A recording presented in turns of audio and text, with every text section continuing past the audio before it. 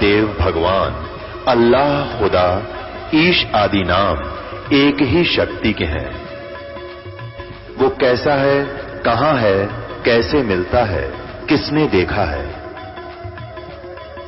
ये प्रश्नवाचक चिन्ह पूर्ण रूप से हटाने के लिए अवश्य सुनिए जगत गुरु तत्वदर्शी संत रामपाल जी महाराज के अमृत वचन, सर्व पवित्र धर्मों के पवित्र शास्त्रों के आधार पर। अगर कोई दंत कथा सुनाता हो, अपनी महिमा व्यर्थ बनाता हो, तो वो नहीं सुननी चाहिए। सदग्रंथों में लिखे प्रमाणों को नहीं मानता है तो वो आदमी ठीक नहीं।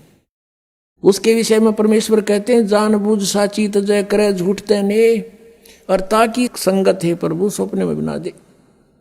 ये से उसकर परमात्मा अंतर ध्यान हो गए। अब धर्मदास के सामने अंधेरा छा गया और पुण्यात्माओं, जिस परमात्मा को सर्व सुखदायी बताया जाता है, वो परमात्मा जहां प्रकट हो जाता है 100 किलोमीटर में को तो कम से कम शांति हो जाती है। और वो तो बैठे उसके कति साथ में, जैसे किसी का कोई हाथ पर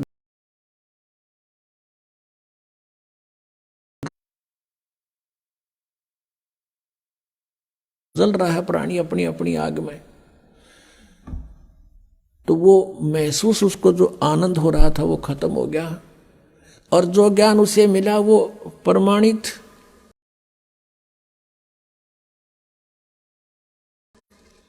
और फिर भी अपनी किस्मत को रो रहा कि मैं कैसा दुष्ट हूं, मैंने भगवान खो दिया। अब फिर रोने लग गया, अब त्याग दिया, वापस चल पड़ा अपने घर की तरफ। और क्या कहता है परमात्मा की वाणी में, मैं रोवे दसों दिशा को वो मग जोवे। अब रो रहा है, अन्यों कहे भगवान बेग मिलो करूं अपघाता, अब ना जीऊं सुनो विधाता। अब धर्मदास जी नो देखे कि भगवान कहीं मेरे पीछे तो नहीं है, वो बोल नहीं पा रहा, इतना बुरी तरह रो रहा। कहां से? मथुरा से रोने लगा था, बांधवगढ़ पहुंच गया एमपी में, 800 किलोमीटर, 2 दिन 3 दिन जाने जाने में लगे होंगे उसको। पैदल चलते थे पहले, कोई सवारी नहीं होती थी ऐसी, और श्रद्धालु थे, पैदल चलते थे। उसकी पत्नी का नाम आमनी देवी था, बड़ी धर्मात्मा थी, लेकिन कभी कभी वो भी भगत के साथ कुछ दान धर्म के बारे में कुछ कंजूसी करती थी। तो उसने सोचा कि भगत क्यों रहेगी, कहूंगा तो यह मुंह चढ़ावेगी। तो उसने सोचा कि जिस कारण से रो रहा हो। अब वो धीरे धीरे कहती है, सेठ जी क्यों रो रहे हो, किसी ने पैसे निकाल लिए होंगे ना, तुम्हारे तो भगवान ने बहुत दे रखा है, और कितने पैसे ले जाओ आप, और ले जाओ, आप पूरा करके आओ अपना कार्य। अब वो 1 घंटा 2 घंटा खूब रो लिया, धीरे धीरे सबकता हुआ, रोता रोता कहता कि आमनी यदि मेरा यूं धन खो गया होता, भौतिक धन कोई चुरा लेता, मैं नहीं रोता, फिर ले जाता, लेकिन मेरा वो धन गुम हो गया जो मुझे अब शायद मिला नहीं, और वो मिले नहीं, मैं जी नहीं सकता। आमनी ने पूछा कि ऐसा कौन सा धन था तेरा? अब ये बात सुनकर बैकग्राउंड की तरफ देखकर वो फिर बुरी तरह रोने लग गया। रोते रोते काफी देर के बाद जब उस थोड़ा सा स्वाभाविक सा हुआ, शांत हुआ, सारी कथा बताने लगा। जो परमात्मा ने ज्ञान सुनाया था, सारी ज्ञान सुनाया, और सृष्टि रचना सुनाई थी परमात्मा कबीर जी ने। अब इतना समय नहीं रहा आज के सत्संग में, नहीं वो भी सुनाता, कल सुनाएंगे। तो वो उसने सारी सुनाई, और सब अपने साथ घटना बताई कि ऐसे ऐसे मैंने रोटी बनाई, उसमें चींटियां जल गई थी, और वो चींटी सारी जीवित कर दी, मेरा पाप काट दिया। अब आमनी कहने लगी इतना बढ़िया ज्ञान और खुद भगवान देने आ रहे थे, आप तो व्यापारी हो, आप तो बिजनेसमैन थे, यू सौदा चूक कैसे गए। अब धर्मदास कहता जिंदगी में पहली बार मैं आ रहा हूं सौदे में, आज तक हार का मुंह नहीं देखा था, अब के मैं चूक गया अपना सौदा, और ये घाटा मुझे शायद इस जीवन में पूरा नहीं होगा और मैं जी नहीं सकता। जो साधनाएं हम करते थे वो एक आने की नहीं, आगे का रास्ता कति नहीं, घोर अंधेरा हो गया मेरे सामने, जीऊं कैसे भगवती। आमनी कहने लगी आपने तो गलती कर दी, इब्बन माँ विष्णु महेश गेला कौन सी अपनी रिश्तेदारी थी और ये कौन से अपना रोज मिला करते थे, हमने सुनी सुनाई बातों पर उन पासरी थे और इतना बढ़िया ज्ञान सारे प्रमाण आपको बताए गए, आपने चरण पकड़ने चाहिए थे। कहने लगा इसी भूल को तो रो रहा हूं, जैब के भगवान आगे, अब क्या नहीं छोड़ दूंगा चरण उनके। ऐसे बीत गया 6 महीने बीत गए उनको। धर्मदास जी ना कुछ खावे, मुश्किल से एक आध फुल्का रोज, मुश्किल से उसकी पत्नी कह सुन के खिलाओ उसको, और वो ना काम काज में रुचि, वो भक्ति करा करता हुआ कति बात करने की कोई ना थी। सुबह बैठ जा दरवाजे तो बाहर द्वार के ऊपर गेट पे है, अनु देखे दूर ताई, जैसे बिलड़ी ने श्री राम की प्रतीक्षा की थी। अब जैसे उसको कहीं दूर से कोई आता दिखाई देता, चल पड़ता उसकी तरफ कि शायद महात्मा आगे। अरे एक बार पुण्यात्मा जिसकी चाह आपको हो जाती है, आम व्यक्ति भी वो शायद दिखने लग जाता है उसको, वहां तक जाता है कि ना ये तो कौन नहीं, वो नहीं है। फिर पता लगा किसी से कि एक महात्मा बैठा है जंगल में, गांव नगर के बहुत से लोग उसके पास जा रहे हैं दर्शनार्थ। भगत जी भी पहुंच गए, धर्मदास जी। अब देखा कि भाई हो सकता है महात्मा वही हो सकते हैं, लेकिन इनका ज्ञान से परीक्षण होगा।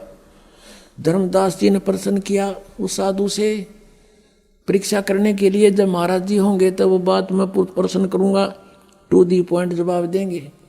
उसने प्रश्न किया महाराज जी मैं कुछ प्रश्न करना चाहता हूं। धर्मदास ने कहा, वो साधु महात्मा बोला करो बच्चा, कि ब्रह्मा विष्णु महेश के माता पिता कौन है। वो साधु कहता अरे कैसी बात करता है, इनके कोई माता पिता नहीं, अदरो अमर सर्वेश्वर महेश्वर। और जान गए यो ठीक हो मन मन महीनों कहे तो रॉन्ग नंबर उठ का आ गया। ऐसे 6 महीने बीत गए। फिर परमात्मा ने उसकी पत्नी में प्रेरणा की। उसकी पत्नी ने कहा कि मार भगत आपका तो वेट भी आधा रह गया, अरे ऐसे तो आप मर जाओगे। भगवान ने जब विछड़े आपसे कुछ तो कहा होगा, भी कैसे मिले वो। उन्होंने कहा कि वो कहते हैं कि जहाँ धार्मिक भंडारे होते हैं, यज्ञ होते हैं, साधना करते हैं, जो भगत इकट्ठे होते हैं तो कोई भंडारा करता है तो मैं अवश्य जाता हूँ और उनको ज्ञान चर्चा करते हैं परमात्मा। जैसे आपने ऋग्वेद मंडल नंबर 9 और सूक्त नंबर 86 के मंत्र 26-27 में पढ़ा कि वो परमात्मा हमारे यज्ञों में, धार्मिक यज्ञों में बिजली अत्यधिक गतिशील पदार्थ के समान आकर प्राप्त होते हैं, गुप्त रूप में आकर बैठ जाते हैं वहां पर। और वही परमात्मा ने कहा कि वो ऐसे धर्म भंडारे होते हैं, धार्मिक यज्ञ होती हैं, वहां अवश्य जाता हूँ, क्योंकि वहाँ मेला भरता है, भक्तों को बैठा के समझाते हैं, चर्चा करते हैं गुप्त रूप में। तो आमनी ने कहा कि आप भंडारा कर दो। धर्मदास ने कहा एक दिन में क्या हुए हैं, एक दिन में तो पता भी ना चला किसी ने। आमनी बोली तू कर ले जितने दिन का करना हो, कि 3 दिन का करना पड़ेगा, अब 3 दिन का कर ले। उसने 3 दिन का भंडारा, धर्म भंडारा दिन निश्चित कर दिया। आसपास सब चिट्ठियां भिजवा दी कि दूर तक। अब पहले दिन सब भोजन करके साधु संत महात्मा चले गए, वो तो नहीं आए, देखता रहा।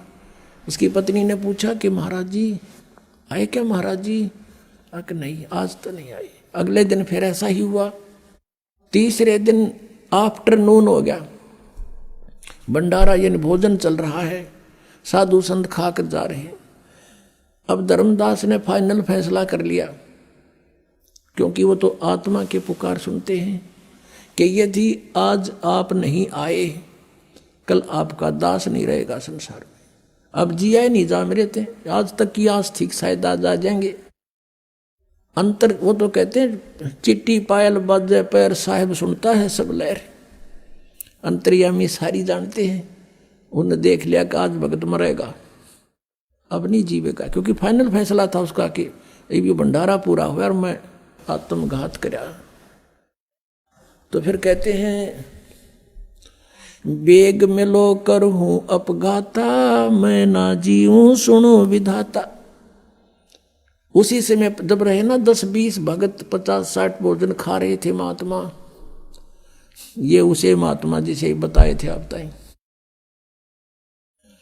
तो उसी समय एक कदम का पेड़ था, लगभग 200 फुट की दूरी पर, जहां भंडारा चल रहा था।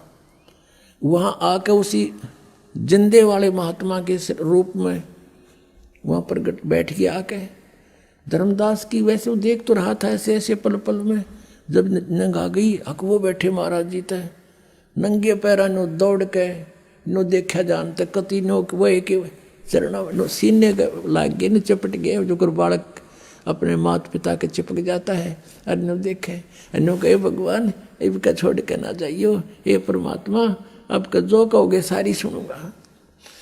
तब परमेश्वर ने कहा धर्मदास इन पहले फारग कर नकलिया ने, फिर बतलावांगे आपस में। अकना जी इब के ना जाइए, अक नहीं बच्चा नहीं जाऊंगा, बस विश्वास कर मेरा। अब वो एक कदम एक बार दन्यू देखे, फिर उन तो डगाने थे वो फटाफट करके फारेगे। और परमात्मा को कहा आपके दास की कुटिया आ जाओ यहाँ पर थोड़ी देर, अंदर बतलावांगे। अंदर ले गया, भगवान को जैसा भी बैठने को साधन दिया, अपनी पत्नी से बुलाया कि आजा भाग जा भाग गया, आमनी मेरा धन पा गया, मेरा धन पा गया। दोनों एक एक पैर पकड़ कर बैठ गए।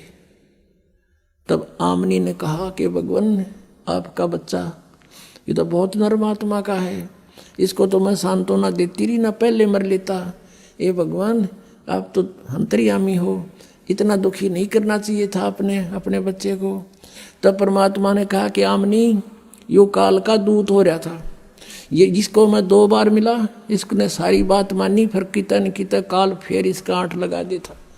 मैं इसके साथ था, इसको मर नहीं देता बेटा, ये तो मर लेता पहले ही। इसका बड़ का डैमन है, इसका लोहा गर्म किया है।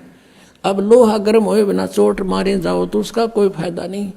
अब इसका अंतःकरण साफ हो लिया, आज बेटी जो मैं कहूँगा सारी मानेगा, और ये सत्य इसके हृदय में उतरेगी, इसलिए थोड़ी सी देर करी थी।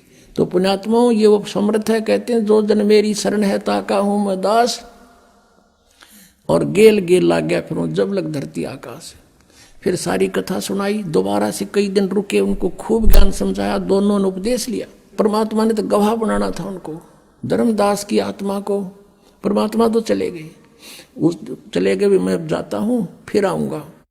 कुछ दिन के बाद एकदम धर्मदास जी को दर्शन दे रहे ओनली, और कहा धर्मदास चल तुझे मैं अपना सतलोक दिखाता हूँ। पहले धर्मदास ने प्रार्थना की थी पहले कई बार, ले चल आज तुझे अपना स्थान दिखाता हूँ। सतलोक लेके गए धर्मदास को, आत्म शरीर वहीं पड़ा है, अचेत पड़ा है।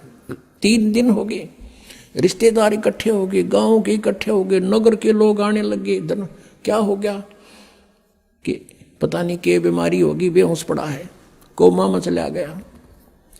तीसरे दिन परमात्मा ने सब कुछ ऊपर दिखाया, सारा सतलोक दिखाया, वहाँ की सतीची दिखाई, वहाँ की जो रहते हैं हंस लोग, वहाँ की दुनिया दिखाई सतलोक की, कि यहाँ कभी बुढ़ापा नहीं आता, यहाँ कोई दुख नहीं होता, यहाँ मृत्यु नहीं होती, तुम यहाँ रहते थे और अपनी गलती से तुम चले गए। अब धर्मदास कहता है भगवान मुझे यहीं रख लो, अब वापस ना भेजो प्रभु, मुझे यहीं रख लो। मत भेजो महाराज काल की नगरी है, मोहे राख लियो महाराज काल की नगरी है मोहे। मत भेजो महाराज हमसे बिगड़ी है। वहां जाके पता चलता है कि सचमुच हमने जुल्म किया, यहां से गए किस कारण से गए। और रो है, बहुत बुरा हाल कर दिया भगवान, वापस ना भेजो तो बहुत बूढ़ी स्थान है। तो परमात्मा ने कहा तो जा बेटा, यहां ऐसे नहीं आया जाता, नो तो मैं सारे ले आऊं एक बार। तुम अपनी मर्जी से गए हो, अपनी इच्छा से वापस आओगे और इतने ही धनी बनकर आओगे जितने धनी यहां से बनकर गए थे। जितने धनी तुम यहां थे भक्ति के शक्ति, इतनी नीचे इकट्ठी करनी पड़ेगी। उसका मैं एक मंत्र दूंगा, तू चल वहां पर, और मंत्र दूंगा तुझे सतनाम, उसका सिमरण करना, उसके भक्ति के धन से तुम वापस आओगे। ऐसे नहीं बेटा बात बनेगी। तीसरे दिन जब वापस आत्मा छोड़ दी तो वो जागा। तब उसको पता चला कि ये भगवान तो वहां काशी में रहता हूं। सतलोक से जाके पता लगा, वहां से चल पड़ा पैदल, बनारस में पहुंचा, रामानंद जी के पास पहुंचा। वहां से पता चला कि कबीर मेरा शिष्य है लेकिन मेरा गुरु भी है। तब मालिक से वहां मिले, फिर कहा कि हे भगवान, आपने मेरी आंखें खोल दी परमात्मा, दीक्षा दो अब दोबारा। नए सिरे तो मालिक ने उपदेश दिया, सतनाम दिया, उसकी मोक्ष किया, सार नाम दिया और उसका कल्याण किया। बोलो सतगुरुदेव की जय हो। परम पिता परमात्मा पूर्ण ब्रह्म,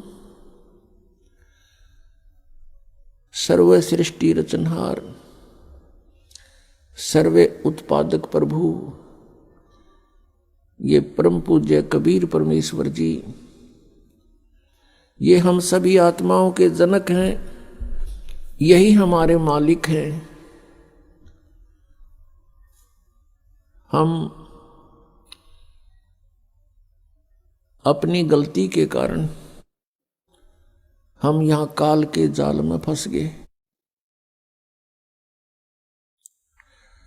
और हम ऐसे लोक में पहुंच गए हैं कि यहां जीव सुखी नहीं हो सकता। यहां सुख नाम की चीज नहीं। परमेश्वर पूर्ण ब्रह्म, परम अक्षर ब्रह्म कबीर देव जी, कबीर साहब जी, जो बनारस में काशी में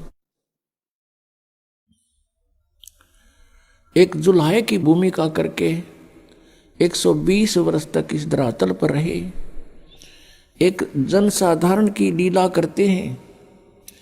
ये परमात्मा 3 सतिथि में सर्व ब्रह्मांडों की सतिथि को संभालते हैं। जैसे परमेश्वर का एक बहुत तेजोमय स्वरूप है, वो सतलोक के अंदर विराजमान है और बहुत बड़ा गुम्बज है, बहुत सुंदर, एक जैसे मंदिर नुमा एक परमात्मा का स्थान है। उसके बीच में परमात्मा का सिंहासन है, तख्त है,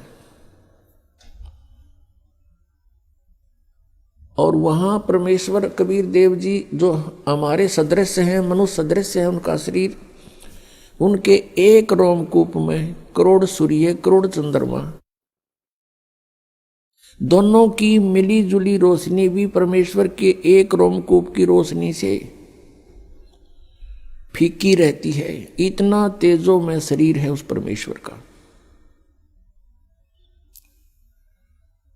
और फिर जब वो परमात्मा हमारे को यह सद्बुद्धि देने आते हैं, यथार्थ ज्ञान बताने आते हैं, तब अपना अन्य रूप धारण करते हैं।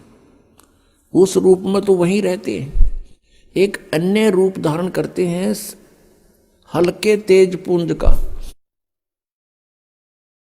यदि वो परमात्मा उसी तेजों में शरीर युक्त यहां आ जावें तो हमारी आंखें बंद हो जावें, जैसे उल्लू सूर्य को नहीं देख सकता।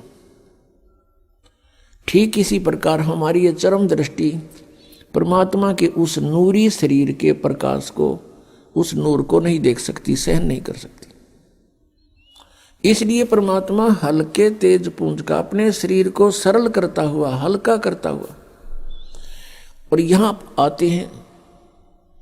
और यहां आने की उनकी 2 स्थिति है। एक तो एक युग में वो पूरा जीवन जीते हैं जैसे एक जन साधारण का जन्म होता है। जैसे एक बच्चा उत्पन्न होता है, धीरे धीरे बड़ा होता है, फिर अपने रोजगार में लग जाता है, एक गृहस्थी चलाता है, ऐसे फिर वो चला जाता है, वृद्ध होता है। एक ऐसी भूमिका प्रत्येक युग में परमात्मा करते हैं। वो जन्म नहीं लेते क्योंकि वो भगवान है, वो एक शिशु रूप धारण करके छोटे बालक का और तालाब के अंदर कमल के फूल पर विराजमान होते हैं। इसलिए परमात्मा को नारायण कहा गया है। नारायण माने जल के ऊपर विराजमान होने वाला। तो वो परमात्मा एक लीला करते हैं। वहां से पूर्व के जो संस्कारी हंस होते हैं, बहुत अच्छी आत्मा होती है, उनको वो प्राप्त होते हैं और फिर लीलामय तरीके से वो धीरे धीरे बड़े होने लगते हैं। वो कोई भी जलपान नहीं करते। फिर कुंवारी गायें दूध देती है परमात्मा के आशीर्वाद से। कुंवारी गायों के दूध से उस बालक रूपधारी परमात्मा की परवरिश की लीला होती है। फिर वो बड़े होते हैं तो अपने तत्व ज्ञान का प्रचार करते हैं। ये परमात्मा की दूसरी सतिथि है। और तीसरी सतिथि अर्थात यहां आने वाली दूसरी सतिथि, वो कभी भी किसी समय प्रकट हो जाते हैं। जैसे एक मेहमान आता है, अतिथि आता है। अतिथि का अर्थ होता है जिसके आने की तिथि पूर्व निर्धारित ना हो, कभी भी आ जाए। तो कबीर परमेश्वर, वो पूर्ण ब्रह्म, परम अक्षर ब्रह्म, कभी भी कहीं पर भी एक साधु रूप बनाकर कुछ दिन कहीं रह करके कुछ पुण्यात्माओं का उद्धार कर देते हैं और अच्छी आत्मा को मिलते हैं। ये उस परमात्मा की तीसरी स्थिति है, अतिथि रूप में आने की। जैसे यजुर्वेद अध्याय नंबर 5 के मंत्र नंबर 1 में दोनों स्थिति बताई है।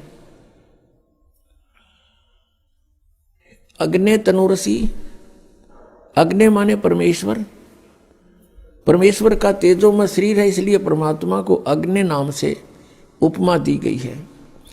अग्नि माने है तेजो में स्वरूप, तेजो में परमेश्वर। अग्नि तनुरसी है परमेश्वर, आपका शरीर है, आप सह शरीर हैं, आपका बहुत सुंदर शरीर है। विष्णुवे तवा सोमस्य तनुरसी, तवा माने उस परमेश्वर का, विष्णुवे माने सबका धारण पोषण करने के लिए, तवा माने उस, विष्णुवे माने सबका धारण पोषण करने के लिए। अमर पुरुष का, सोमस्य अमर पुरुष का शरीर है। विष्णुवे तवा सोमस्य तनुरसी, तनुअसी। तो उस परमात्मा का सबका धारण पोषण करने के लिए भी शरीर है। श्रीमद् भगवत गीता अध्याय नंबर 15 के श्लोक नंबर 1 से 4 में उल्टे लटके हुए संसार रूपी वृक्ष की स्थिति बताई है कि इस संसार को ऐसा जानो जैसे उल्टा लटका हुआ वृक्ष हो, जिसकी जड़ ऊपर न हो और तीनों शाखा, रजगुण ब्रह्मा, सदगुण विष्णु, तम गुण शिव जी, ये शाखा नीचे को हो। और इस संसार रूपी वृक्ष के सभी विभागों को तत्वदर्शी संत ही बता सकता है। जो उसके सभी विभाग बताता है वो तत्वदर्शी संत है। उस तत्वदर्शी संत की प्राप्ति के उपरांत तत्व ज्ञान रूपी शस्त्र के द्वारा इस अज्ञान को काटकर, अर्थात इस तत्व ज्ञान को समझकर उसके पश्चात परमेश्वर के उस परम पद की खोज करनी चाहिए, जहां जाने के बाद साधक फिर लौटकर संसार में नहीं आते। गीता जी अध्याय नंबर 15 के श्लोक नंबर 16-17 में 3 पुरुष बताए हैं, 3 प्रभु, एक सरपुरुष, एक अक्षर पुरुष। सरपुरुष ये 21 ब्रह्मांड का स्वामी है, इसको ब्रह्म भी कहते हैं, सरब्रह्म भी कहते हैं, सरपुरुष भी कहते हैं। अक्षर पुरुष ये 7 संघ ब्रह्मांड का मालिक है, लेकिन इन दोनों के शरीर नाशवान है। इनके अंतर्गत जितने प्राणी हैं सबके, वो सभी नाशवान है। केवल जीव आत्मा किसी की नहीं मरती, वो तो कुत्ते गधे की भी नहीं मरती। इसलिए गीता जी अध्याय नंबर 15 के श्लोक नंबर 17 में तुरंत कहा है कि उत्तम पुरुष है तू अन्य, परमात्मा इति उदाहरते, यह लोग तरमाविष्य विभर्ति अवय ईश्वर है। वो श्रेष्ठ परमात्मा तो कोई और ही है जिसको परमात्मा कहते हैं, और वही तीनों लोकों में प्रवेश करके सबका धारण पोषण करता है। वो है अवय ईश्वर, अविनाशी परमात्मा। तो तीनों लोकों में प्रवेश करके धारण पोषण कौन करता है? जैसे मूल से जड़ से पूरे वृक्ष को आहार प्राप्त होता है, जड़ पूरे वृक्ष की पोषण करता है, पूरे वृक्ष का पोषण करता है जड़। अब जड़ रूपी भगवान वो परम दिव्य पुरुष है, परम अक्षर ब्रह्म है, तो वो कबीर देव है। ये वो कबीर देव है जो बनारस में काशी में आए थे और दानक की भूमिका किया करते थे। पुण्यात्माओं, हमारे सदग्रंथ जो हैं, जैसे पवित्र विचारों वेद, पवित्र श्रीमद् भगवत गीता, पवित्र पुराण, इन सदग्रंथों को हम यथार्थ ज्ञान युक्त मान रहे हैं और हैं भी न्यों की न्यों, और जो इनके अंदर लिखा है वो सत्य है। तो हम परमात्मा को पहचानने के लिए अपने सदग्रंथों को आधार बनाएंगे। जिनको पवित्र हिंदू धर्म पहले से ही सत्य मानता है, उस पर पूर्ण रूप से आश्रित है, तो उन्हीं सदग्रंथों से हम भगवान पहचानेंगे। उनमें क्या लिखा है और कैसी महिमा है परमात्मा की, कैसी लीला करते हैं भगवान, तो फिर परमात्मा के पहचानने में हमें कोई भूल नहीं लगेगी। अभी तक हमें भूल लगी हुई थी। हमें कोई भी बता दे ऐसा है भगवान, हम मान लेते थे, ऐसा है भगवान, हम वो भी मान लेते थे। ब्रह्मा है भगवान, हम उसको भी मान लेते थे। विष्णु है भगवान, हम उसको भी मान लेते थे। शंकर है परम शक्ति, हम उसको भी मान लेते थे, क्योंकि हमें ज्ञान नहीं था। अब जैसे ये पंथ चल रहे हैं कुछ, ये कहते हैं सतलोक में सचखंड में चलो, और वहां परमात्मा निराकार है, सतपुरुष है ही नहीं वहां पर, और आत्मा ऐसे मिल जाएगी वहां जैसे बूंद समुद्र में। बताओ, अक्ल मारी जा रही। समुद्र में कोई कहे चलो डूबन चलेंगे, कितने तैयार होंगे डूबन खातिर। यहां वैसे हाँ भरे जाओ बेशक, पर डूबन का टाइम आओगा जब एक नाव डूबे उड़े, सारे भाग जाएंगे छोड़ गए। तो यहां ये नकली पंथ चल रहे हैं, ये कहते हैं वहां भगवान है नहीं, निराकार ही प्रकाश है। तो वहां क्या करेंगे हम जाके, जब भगवान नहीं, हम तो परमात्मा को मिलने चले हैं, परमात्मा वहां है नहीं। अब जैसे कोई गाय की महिमा गाता है, गाय दूध देती है, बहुत अमृत सा दूध देती है, बड़ा लाभदायक पशु है, और सभी की इच्छा होती है भी हम गाय लें, और फिर कहें गाय तो है ही नहीं, गाय तो निराकार है, या कोई ये थोड़ी हुई कोई। परमात्मा की इतनी महिमा बता रखी है वेदों में, सदग्रंथों में। जिन महापुरुषों को आकर मिले हैं उन्होंने अपने आंखों देखा हाल भगवान का बता रखा। अब उनको हमने अनदेखा कर दिया, इन झूठों की बातों को स्वीकार कर लिया। ये नकली पंथ, जो ये राधा स्वामी पंथ, जय गुरुदेव पंथ, धन धन सतगुरु पंथ, ये सारे झूठ बोले कति 100 की 100। इन किसी ने भगवान नहीं मिला, कख नहीं पता इनको। अगर परमात्मा मिला होता ये निराकार बताते। सदग्रंथ सत्य बतावे कि उस शरीर है, मनुष्य दृश्य है, आंखों देखा संत बताते हैं, दानक रूप रहा करतार, और हमरे ही निहार है, हमारा सृजनहार, हमारे जैसा हमारा भगवान, हमारा उत्पत्ति करता। तो पुण्यात्माओं, दास का उद्देश्य है कि पहले हम अपने जिन सदग्रंथों को सही मानते थे उन्हीं से परिचित हों, फिर दिखता को नहीं भगवान के पहचान की, और मोक्ष की कोई समस्या खत्म, क्योंकि इतना सिंपल मार्ग है, इस जैसा मार्ग नहीं। इन काल के दूतों ने काल प्रेरणा से अपनी प्रभुता दिखाने के लिए हठ योग शुरू कर दिए, सिद्धियां प्राप्ति करने के लिए खड़े होकर तप, उल्टा होकर के तप, और नरे अनुष्ठान करने लगे, सुहा करके। ये तो नाशकरण की विधि ढूंढा करते थे। एक दूसरे पर प्रभु पकड़ने के लिए किसी ने एक सिद्धि प्राप्त कर ली तो दूसरा ने सोचा 3 करूं मैं, और तब इससे मैं सुपरियत कहलाऊं जनता में। परमात्मा कहते हैं इस हमारे नाम में 24 सिद्धि आ जाएंगी तुम्हारे को, लेकिन इन सिद्धियों का प्रयोग ना कर लेना, ये विष का काम करेंगी। अपने आप पड़ी रहें, क्योंकि सिद्धियां हमारा सहयोग देंगी और हम इसको प्रयोग करने लगे तो फिर हानि कर देंगे हमारे को। तो इसलिए ये सिद्धियों का प्रयोग करते थे। जैसे एक सिद्धि सब सागर पीवे, एक अगस्त ऋषि थे, परमात्मा पाने के लिए घर त्याग कर जंगल में साधनाएं शुरू कर दी। अब इनकी बहुत लंबी चौड़ी कहानियां हैं। बचपन जंगल में निकल गया, 30-40 वर्ष का हो गया, फिर भ्रमण शुरू कर दी। यानी पहले बैटरी चार्ज करता था, 1 वर्ष में 6 महीने तपस्या साधना करता था, 6 महीने भ्रमण करता था गांव गांव नगर नगर में जाके। तो उसकी महिमा होगी। एक राजा की संतान नहीं थी।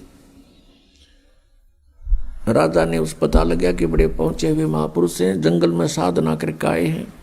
तो राजा ने प्रार्थना करके अपने पास हफ्ते 10 दिन रखे, सेवा की। फिर प्रार्थना की कि हमारी संतान नहीं है। अगस्त ऋषि ने कहा ठीक है, हो जाएगी, संतान हो जाएगी। अगस्त ऋषि चले गए, पीछे से राजा के घर कन्या ने जन्म लिया। अब वो घूमता घूमता 12 वर्ष के बाद फिर उसी रेंज में आ गया। 6 महीने साधना करता था, 6 महीने ऐसे जंगल में गांव गांव नगर नगर में घूमता था। तो 12 वर्ष के बाद उसी साइड का नंबर आ गया। राजा को पता चला कि वो महापुरुष आ रहे हैं, अगस्त ऋषि। राजा ने अपने नगर की सीमा पर से लेकर वहां तक फूल बिछा दिए और खूब जय जयकार करवा दी। सब खड़े कर दिए नागरिक, आओ भगत के लिए। और साथ में अपनी कन्या को साथ लेकर गए। 12 वर्ष की कन्या पहले बहुत अच्छी तगड़ी हो जाती थी। तो वहां जाकर के कहा कि भगवान, आपकी दया से मुझे एक पुत्री प्राप्त हुई है, आपके आशीर्वाद से मैं आपका आभारी हूँ। अगस्त ऋषि बड़ा खुश हुआ और प्रार्थना की कि महाराज हमारे यहाँ कुछ दिन रुको। पहले तो कह रहा था कि नहीं, मैं 1 दिन से ज़्यादा कहीं नहीं रुकता हूँ। फिर उसने कहा, जाकर जब बताया कि ऐसे ऐसे आपकी कृपा से मैं पुत्री प्राप्त हुई, हम चाहते हैं आपकी कुछ सेवा करें और हमारा मन खुश होगा। तो उसने 2 दिन की हाँ भर ली और राजा ने अपनी कन्या की सेवा की करा दी। बेटा तू इनकी दी हुई है और सेवा करो महाराज की। अब धीरे धीरे वो महाराज जुड़ा 7 दिन डटा। फिर कहने लगा कि मैं तुझसे कुछ मांगना चाहता हूं। राजा से कहा अगस्त ऋषि ने। अब राजा ने कहा, जी हम क्या दे सकते हैं आपको, सब कुछ आपका ही है, मांगने की आवश्यकता नहीं, आप आदेश करो कि ये कन्या मुझे दे दो मेरी सेवा के लिए। अब राजा को पता था, नाट गया तो पता नहीं कि बद्दुआ दे दे, कति नाश हो जाए मेरा। अपना छाती पर पत्थर धर के कि जवाब किया गया।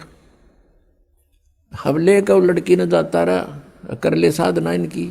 फिर उसको क्या हुआ, तपस्याएं करके उसने एक सिद्धि प्राप्त कर ली। आजीवन सारे जीवन में एक सिद्धि सब सागर पीवे, एक सिद्धि जो बोजुग जीवे, एक सिद्धि जल पैर न लाई, एक सिद्धि आकाश से उड़ जाई। अपने आत्मा अगस्त ऋषि ने 7 समुद्रों को एक ही घूंट में पी लिया। अब फिर प्रार्थना की उससे, अन्य ऋषियों ने देवताओं ने कि भगवान यहाँ तो सब आओ भाव बिगड़ जाएगी, एटमॉस्फेयर चेंज हो जाएगा और आप दया करो, हमारे ऊपर रहम करो। रहम कर दिया, उल्टा ही कुरला कर दिया। 7 समुद्र भर गए। अपने आत्माओं, आज हम अध्यात्म ज्ञानहीन हो लिए कति।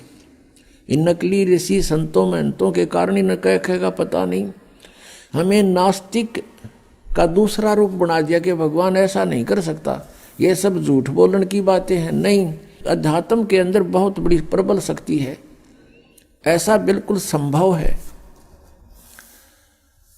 लेकिन ये हमने चाहिए नहीं थी, इनकी आवश्यकता नहीं थी। अज्ञानता के कारण ये किया। क्या कहते हैं, परमात्मा कहते हैं कि डंब कर डूंगर चढ़े, लोग दिखावा करते हैं ये तपस्या करने वाले ऊंचे से स्थान पर बैठेंगे जहां से दूर तो दिखे सब न महात्मा वो बैठा, और फिर आंख मीच कर बैठा रहा, फिर उसकी सेवा शुरू हो जा, लोग आन जान लग जा, उसकी महिमा हो जाए, वह महिमा की भूख है।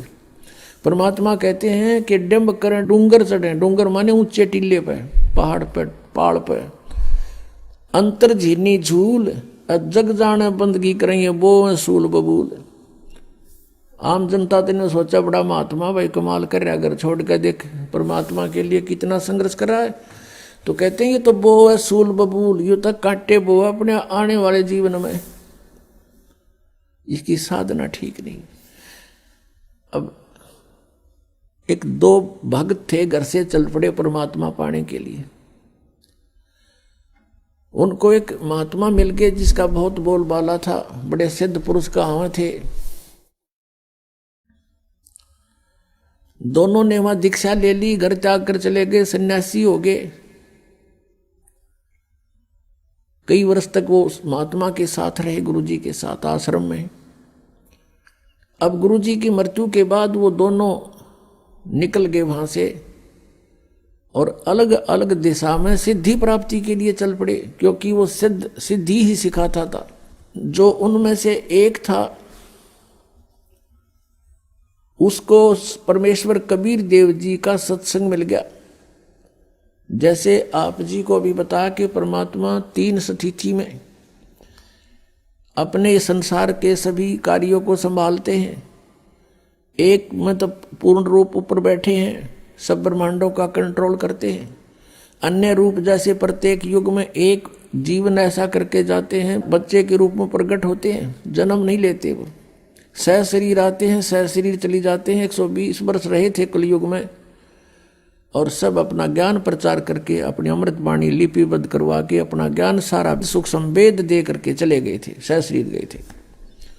और दूसरी स्थिति वो कहीं भी आकर प्रकट हो जाते हैं, जैसे आदरणीय धर्मदास साहिब जी को मिले, आदरणीय नानक साहिब जी को बेई नदी पर मिले थे, अन्य को दिखाई दे नहीं रहे थे, ओनली नानक साहिब जी को दिखाई दे रहे थे। और जो ही नानक साहिब जी ने बेई नदी में डुबकी लगाई स्नान करने के लिए, वहीं से उनको अंतर ध्यान कर लिया। जनता ने सोचा डूब गए, सब जाल जूट डाले, इधर दूर तक खोज की, कुछ नहीं मिला, सतलोक में ले गए, फिर वापस छोड़े, तीसरे दिन वहीं खड़े मिले। तो ऐसे परमात्मा इन पुण्यात्माओं को मिलते हैं, फिर वो अपनी ऐसे आकर के वो परमात्मा कुछ लीला करते हैं। इसी प्रकार वो कहीं प्रकट होकर के कुछ दिन कुछ क्षेत्र में रह जाते हैं, कोई उनका गांव नाम पूछते हैं तो वो गोलमोल कर जाते हैं, संतों के गांव नहीं पूछा करते, तो जनता भी नहीं ज़्यादा खोजबीन करा करती, ना कोई मीडिया ऐसे कोई साधन थे। जैसे आजकल टेलीफोन है, नाम बता दे जब बगाम वहाँ पूछ लें करके भाई यहाँ का कोई आदमी है, तो उस समय ऐसा नहीं था।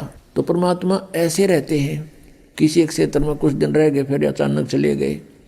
साधु रहते थे, अचानक चले गए, वापस नहीं आए, ये वो परमात्मा की लीला थी। तो कबीर परमेश्वर जी ऐसे रह रहे थे वहाँ। वो उन दोनों गुरु भाई जो थे उस सिद्ध के, उनमें से एक को उस परमात्मा कबीर देव जी का टच हो गया, सत्संग हो गया, मिल गया उसको। कई दिन लगातार सत्संग सुना, उसका तो जीवन बदल गया। जिन सिद्धियों को वो प्राप्त करने की चेष्टा कर रहा था वो खत्म हुई, परमात्मा पाने की उमंग उठी, सत्साधना शुरू कर दी। अब कुछ दिनों के बाद परमात्मा ने लीला की। संत ने उसे कहा, बेटा अब तू आगे उपदेश दिया करिए, और तुझे आदेश दे दिया मैंने। उधर से परमात्मा घूमने के लिए बहाना करके निकल गए जंगल में, वन में, वापस नहीं आए। खोजबीन की, देखा कोई व्यक्ति किसी हिंसक पशुओं ने खा रखा है, ऐसा स्थिति कर दी। उन चेलों ने सोचा गुरुजी को तो किसी ने खा लिया, उनका अंतिम संस्कार कर दिया। जबकि वो परमात्मा थे, वो तो चले गए थे। अब 10-12 वर्ष के बाद कहीं पर समागम था कोई, जैसे कई प्रकार के संत इकट्ठे हो जाते हैं, जैसे मेला होता है कुंभ का, वहां पर वो कबीर परमेश्वर का अनुयायी भी चला गया। उधर से उसका पहले वाले गुरु का चेला, वो सिद्ध जो सिद्धि प्राप्ति के लिए निकला था, वो भी आ गया। 12 वर्ष के बाद दोनों मिले, गले से मिले, बड़ी खुशी हुई। और फिर दरिया के किनारे बैठे थे, चर्चा चली कि बोलो भाई क्या उपलब्धि हुई 12 वर्ष के बाद। अब जो परमात्मा कबीर जी से परिचित हो गया था, उसने कहा भी मुझे तो सब कुछ मिल गया। अब वो जो सिद्ध पुरुष सिद्धि ही करने की चेष्टा में था, उसने पूछा कोई सिद्धि बता, क्या प्राप्त हुई तुझे। अब वो कबीर पंथी ने कहा कि भाई सिद्धियां की हमें जरूरत को नहीं, हमें परमात्मा मिल गए, परमात्मा पाना था हमने इन सिद्धियों से। ये तो खिलौने हैं, बच्चे खेलते हैं इनके साथ। तो वो कहता है सिद्ध जो उसका गुरु भाई था, सिद्ध पुरुष का चेला, अब भी सिद्धि वाली डले ढो रहा था। उसने कहा तू अच्छा आदमी है, अरे सिद्धि मैं बताऊं मुझे क्या उपलब्धि हुई, अभी दिखाता हूं आपको। दरिया के ऊपर के ऐसे चल पड़ा जैसे थल पर चलते हैं, और परले पार चला गया, वापस फिर आ गया। देखा मैंने ये सिद्धि प्राप्त कर ली। अब उसने माथे बात मारा कबीर पंथी ने, नो बोला 12 वर्ष में तने 2 अन्य की कमाई करी। एक अन्य में ये नौका वाला परली साइड में छोड़ देता है, एक अन्य में उल्टा ले आता है। सारे 12 वर्ष में तने 2 अन्य की कमाई करी। ये टट्टू साधना प्राप्त हुई, क्या उपलब्धि हुई तेरी। इस बात से वो बड़ा प्रभावित हुआ, फिर बैठ गया उसके पास। अक्सर सचमुच यूं के डले डोए बने, ये तो नौकाले में बैठ के कोई चला जा ढाई अन्या में मजदूरी कर ले, इसका अच्छा की था। फिर उसको सारा ज्ञान जो परमेश्वर से प्राप्त था, अब उस भगत ने नूना बेरा था, वो भगवान थे, वो तो गुरु एक संत मानते थे। वो सारा ज्ञान जो परमात्मा से प्राप्त हुआ था अपने गुरु भाई को सुनाया, बड़ा प्रभावित हुआ। अपने आत्मा जिसने भगवान पाना है वो बकवाद नहीं करा करते, वो तुरंत समर्पित हो जाते हैं। उसके प्रेरणा जबरदस्त जागी कि अब मेरा कल्याण क्यों कर होगा, मैंने डला डोलिए, सारा जीवन खो दिया, कुछ कृपा करो, मेरा भी उद्धार करवा दो, महापुरुष से मुझे नाम दिला दो।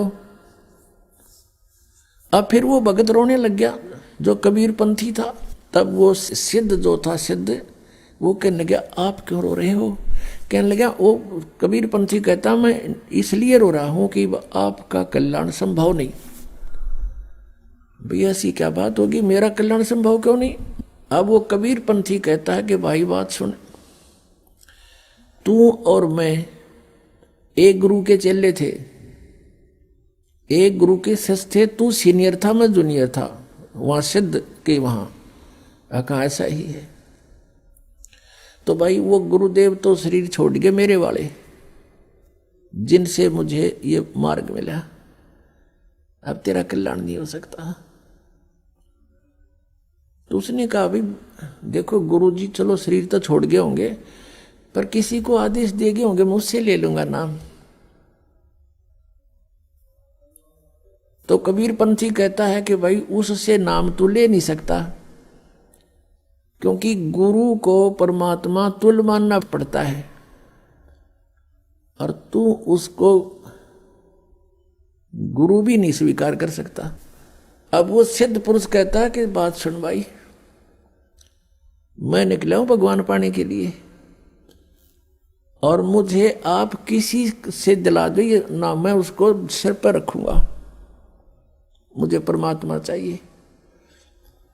तब उसने बताया किसने, कबीर पंथी ने, कि इस दास को आदेश दे गए वह, और आप मुझे, क्योंकि आप मेरे से सीनियर थे वहां पर आश्रम में, या जिन जूनियर सीनियर की आग सारा लाग रही है, या भी एक बेड़ी है इस काल की, तो भगत तो एक सत्र में होने चाहिए, ऊंच नीच ना हो, पहला पीछा कुछ नहीं होता। एक पिता की संतान है, एक बड़ा बेटा है, एक 15 साल छोटा है, तो सह तो एक के पिता के, सह तो भाई हुए, बहन भाई है, तो ऐसे हो आप। तो उसने कहा कि आप मेरे से नाम ले भी लोगे तो आपका भाव बने नहीं मेरे अंदर, क्योंकि आप मेरे से सीनियर थे। चरण पकड़ दिए, इन्होंने बोला अरे इससे बढ़िया बात है और कहाँ होगी, मेरा खुद जो ना गुरु भाई, मेरा गुरु, आज से मैं आपका दास, आप मेरे भगवान, मैंने नाम दो। तो नाम दे दिया, दीक्षा दी और दोनों का अपना उन्होंने खूब जैसी साधना की, खूब बढ़िया कल्याण मार्ग पर चले। अब क्या बताते हैं परमात्मा, शब्द महल में सिद्ध 24 हंस बिछोड़े बिस्वे 20। अब जिनके पास सिद्धि हो जाती है वो प्रभु पाक जाते हैं, सैकड़ों आदमी प्रशंसक हो जाते हैं। उस महाराज ने यूं कर दिया, उस महाराज ने यूं कर दिया, उसका नाश कर दिया, वहां बैठे ने आग लगा दी, यही से काम कराया करते। अब क्या बताते हैं, शब्द महल में सिद्ध 24 हंस बिछोड़े बिस्वे 20। अब प्रभु पाक गया, लाखों लोग, हजारों लोग प्रशंसक हो गए, वो फिर भगवान बन जाता है। तो वो भगवान बन गया तो भगवान तो एक कह रहेगा, दूसरा बन ही नहीं सकता, तो परमात्मा दूर हो जाता है। कहते हैं ये सिद्धियां जो आपके अंदर मान बढ़ाई पैदा कर देती हैं, भगवान से दूर कर देती है, हंस को बिछोड़ देती है, बिछुड़ जाता भगवान से, दूर चला जाता। शब्द महल में सिद्ध 24 हंस बिछोड़े बिस्वे 20। बिस्वे 20 माने कति पक्कम पक्का, 100% जीव का नाश करती है, भगवान से दूर कर देती है। ये सिद्धियां की जो चौधर है, एक सिद्धि सुर देव मिलावे, एक सिद्धि मन वृत्ति बतावे, एक सिद्धि हो पौन स्वरूपी, एक सिद्धि हो वे अनुरूपी, एक सिद्धि निस्वासर जागे, एक सिद्धि सेवक हो आगे, एक सिद्धि सुरगापुर धावे, एक सिद्धि सब घट छावे, एक सिद्धि सब सागर पीवे, एक सिद्धि जो बहुजुग जीवे, एक सिद्धि जो उड़े आकाशा, एक सिद्धि परलोक के बासा, एक सिद्धि कष्ट तन जारा, एक सिद्धि तन हंस निहारा, एक सिद्धि जल डूब न ला जाई, एक सिद्धि जल पैर न लाई, एक सिद्धि बहु चोले धारे, एक सिद्धि नितत विचारे, एक सिद्धि पांचों तत् नीरम, एक सिद्धि हो बजर शरीरम,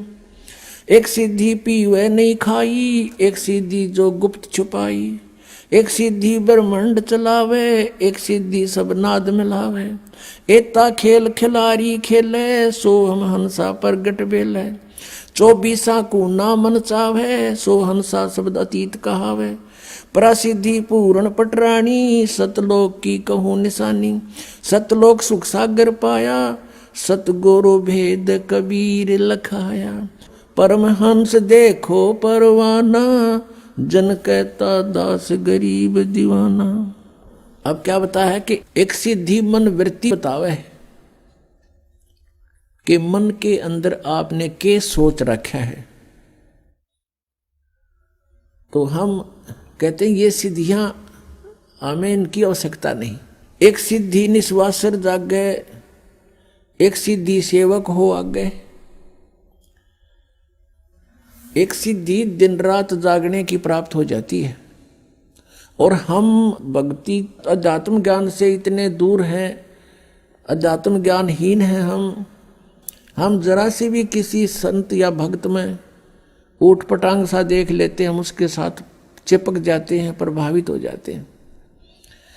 एक गांव है खेड़ी दमकन, गोहाना के पास, दास के वहाँ मामा जी हैं।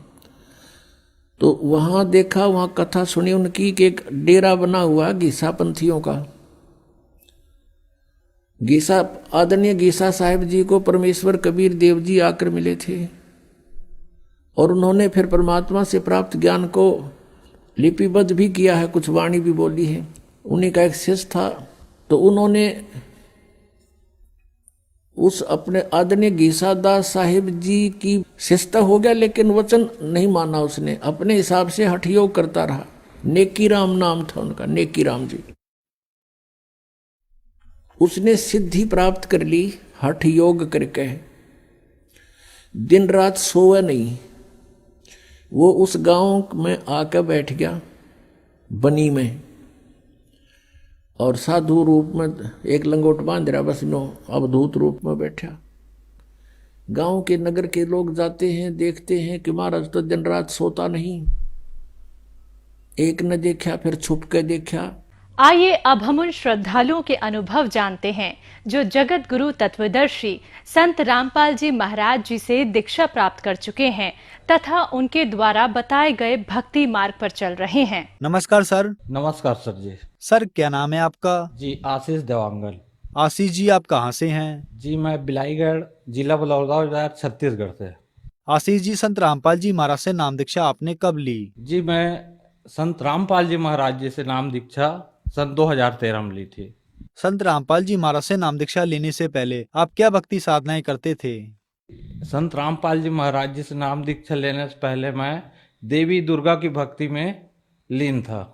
यहाँ तक मेरे को ना देवी दुर्गा के कान में आवाज भी सुनाई दिए थे। तो फिर क्या कारण बना कि आप संत रामपाल जी महाराज की शरण में आए? जी पुरानी भक्ति करते करते मैं नशे में इतना लीन हो गया था, दिन रात शराब के नशे में, सिगरेट, गुटखा, यहाँ तक गांजे तक की लत हो गई थी। क्योंकि हमारे यहाँ छत्तीसगढ़ में जैसे दुर्गा देवी की पूजा करते हैं तो वहाँ प्रसाद के रूप में गांजे वांजे का भी सेवन किया जाता है। इसीलिए क्या है, मैं ना बहुत दिनों से गुरु बनाने की तलाश में था और बहुत भटका मैं गुरु बनाने के लिए, मगर कहीं मेरे को अच्छा नहीं लगा। मगर अंतः ज्ञान गंगा पुस्तक मिली तो संत रामपाल जी महाराज का ज्ञान समझ के मैंने 2013 में बरवाला जाके नाम दीक्षा ले ली संत रामपाल जी महाराज जी से। सर क्या काम करते हैं आप? जी मैं पेशे से डॉक्टर हूँ। सर संत रामपाल जी महाराज से नाम दीक्षा लेने के बाद आपको क्या लाभ मिले? जी संत रामपाल जी महाराज जी से नाम दीक्षा लेने से मेरे को इतने सारे लाभ मिले कि मैं गिना नहीं सकता सर। बहुत सारे ही लाभ मिले हैं मेरे को। सबसे पहले तो मेरे को नशे से कंप्लीट मुक्ति मिल गई, जो मैं छोड़ने के लिए बहुत कोशिश किया, मगर दवाई का भी सेवन किया, मगर कभी छूट नहीं पाया। सिर्फ नाम दीक्षा लेने मात्र से मेरी नशा पूर्णतः खत्म हो गई। और मेरे को नशा करते करते, मांसाहार करते करते इतने शरीर खराब हो चुके थे, बवासीर, भगंदर, फिस्टुला में बहुत ज्यादा प्रॉब्लम थी। यहाँ तक डॉक्टरों से सजेशन लिया था मैं कि ऑपरेशन के लिए सलाह दिए थे, मगर उसके बाद भी दवाई लेते रहने के बाद भी कोई आराम नहीं था। मगर सिर्फ संत रामपाल जी महाराज जी से नाम दीक्षा लेते ही मेरी प्रॉब्लम कंप्लीट ठीक हो गई। मेरी भगतमती यहाँ तक पस को भी ना नाइट में रोज साफ किया करती थी। उसके बाद नाम दीक्षा लेते ही मेरी प्रॉब्लम सॉल्व हो गई। और बहुत सारे लाभ मिले सर, कि जैसे कि आर्थिक लाभ, शारीरिक लाभ, आध्यात्मिक लाभ। सबसे बड़ा लाभ ये है कि मेरे को सदगुरु मिले और पूर्ण मोक्ष का मार्ग मिल गया सर। जी मेरी पत्नी को शादी के 2-3 साल बाद तक भी बच्चे नहीं हुए थे, तो मैं तो पेशेंट डॉक्टर हूँ, मैंने इलाज किया। उसके बाद लेडीज डॉक्टर से बिलासपुर में भी अपने यहाँ लाइफ केयर हॉस्पिटल, वहाँ भी ट्रीटमेंट कराए, मगर लंबे ट्रीटमेंट के बाद भी कोई आराम नहीं मिला। वहाँ थायराइड और पीसीओडी की प्रॉब्लम बताई गई और लंबे इलाज चलने के बाद भी राहत नहीं मिली।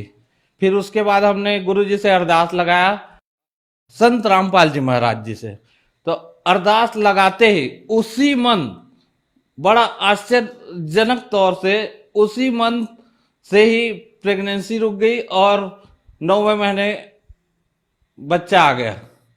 और भगवान परमात्मा संत रामपाल जी महाराज जी की दया से मेरा 2 साल 2-3 महीने का बच्चा है अभी। ये सर थायराइड की रिपोर्ट है और बच्चेदानी में भी प्रॉब्लम थी सर, तो बच्चेदानी में लंबे ट्रीटमेंट के बाद भी आराम नहीं मिली सर।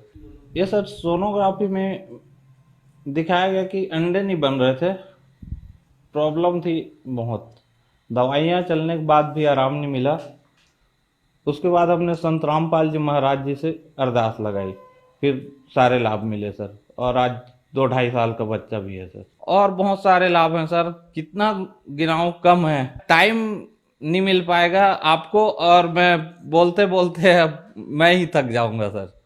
सर आप पेशे से डॉक्टर हैं, आप इन बातों को बहुत अच्छी तरीके से जानते हैं। हजारों नहीं लाखों की तादाद में जहाँ मेडिकल साइंस जिन बीमारियों को रिजेक्ट कर देता है, उन लोगों को रिजेक्ट कर देता है, वो संत रामपाल जी महाराज से नाम दीक्षा लेते हैं, उनकी बीमारियां ठीक हो जाती हैं। डॉक्टर्स भी कह देते हैं कि अब आपका इलाज नहीं है, अब आप भगवान भरोसे हैं, उनको संत रामपाल जी महाराज ठीक कर देते हैं। तो सर ऐसा कैसे संभव हो रहा है? आप तो डॉक्टर हैं, क्या वह कोई दवाई देते हैं या उनके पास ऐसा क्या है जो सभी जगह से हारने के बाद उस मरीज को संत रामपाल जी महाराज ठीक कर देते हैं? सर ये ऐसा है कि ये ट्रू स्पिरिचुअल नॉलेज है, और ये गुरु जी जो है संत रामपाल जी महाराज सारे वेद, पुराण, कुरान, बाइबिल, सारे सदग्रंथों से प्रमाण से बताते हैं कि परमात्मा कौन है और किस प्रकार से भक्ति करने से हमको लाभ मिलेंगे। उसी आधार पे सारे लाभ होते हैं सर। अभी तक लाखों अनुयायियों ने सदभक्ति करके लाभ ले लिया है सर। सर संत रामपाल जी महाराज से नाम दीक्षा लेने के बाद आपको बहुत सारे लाभ प्राप्त हुए। सर आप एक डॉक्टर हैं, डॉक्टर होने के नाते जो दर्शक आज आपको देख रहे हैं और वो बीमारियों से ग्रस्त हैं, उनके लिए आप क्या कहना चाहेंगे? जी बिल्कुल सर, संत रामपाल जी महाराज जी से नाम दीक्षा लेने मात्र से और नियमानुसार भक्ति करने से लाइलाज से लाइलाज बीमारी, कैंसर, ब्लड कैंसर, एड्स तक बीमारी, चाहे कोई भी लाइलाज बीमारी हो, सब ठीक हो सकते हैं सर। सर संत रामपाल जी महाराज से नाम दीक्षा कैसे ली जा सकती है? संत रामपाल जी महाराज जी से नाम दीक्षा लेने के लिए आज 13+ इंटरनेशनल चैनलों पे सत्संग आते हैं। उसके नीचे पीली पट्टी आती है और वहाँ आश्रम के नंबर आते हैं, उसमें कांटेक्ट करके नाम दीक्षा लिया जा सकता है सर संत रामपाल जी महाराज जी से। यहाँ तक कि यूट्यूब है और बहुत सारे हमारे सोशल मीडिया नेटवर्क से भी सर्च करके नाम दीक्षा लेने का ऑप्शन अपने पास मिल जाता है सर। धन्यवाद सर। Okay sir.